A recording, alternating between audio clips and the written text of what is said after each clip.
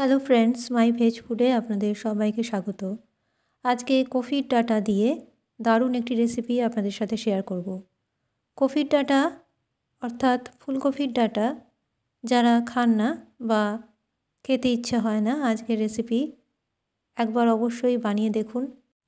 কথা দিচ্ছি একবার নয় বারবার বানাবেন, এমনই একটি রেসিপি আপনাদের সাথে শেয়ার করব। সম্পূর্ণ নিরামিষ আর খেতে দুর্দান্ত স্বাদের। এখানে নিয়েছি ফুলকপির ডাঁটা।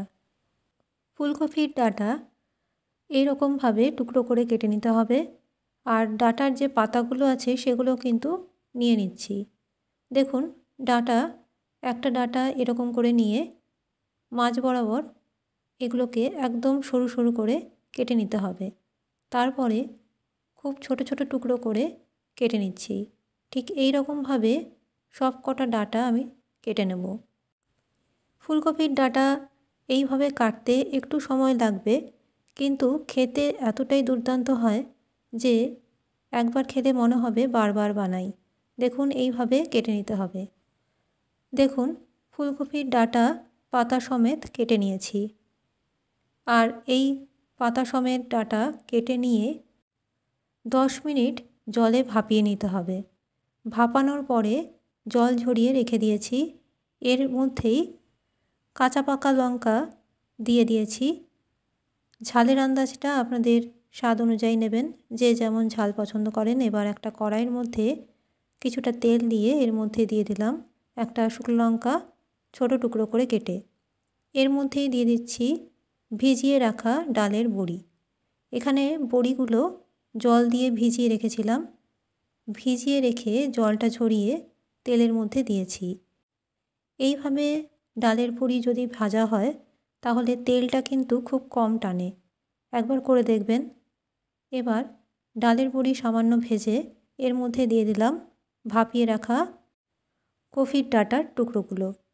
খুব ভালো করে এবার নেড়ে চেড়ে নিতে হবে।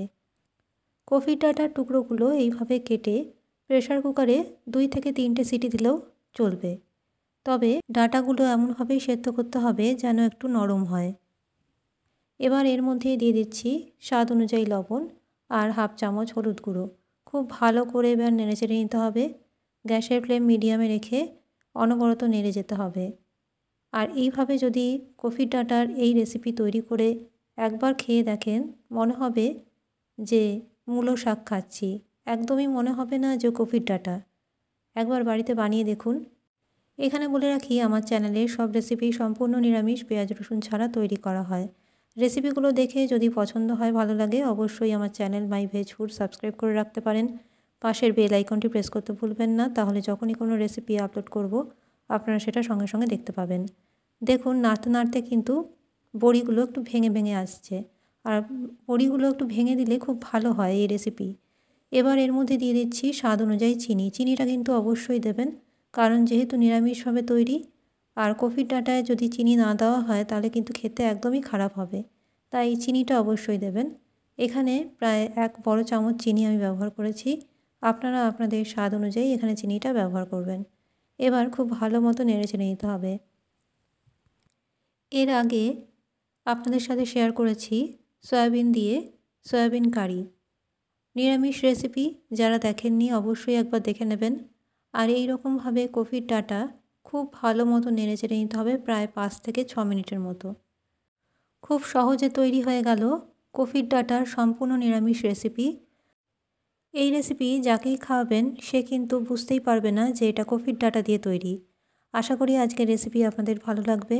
সবশেষে এর ওপর থেকে ছড়িয়ে দিতে হবে কিছুটা পরিমাণে ধনেপাতা কুচি। আজকের রেসিপি কেমন লাগলো কমেন্ট করে অবশ্যই জানাবেন। ভালো থাকবেন।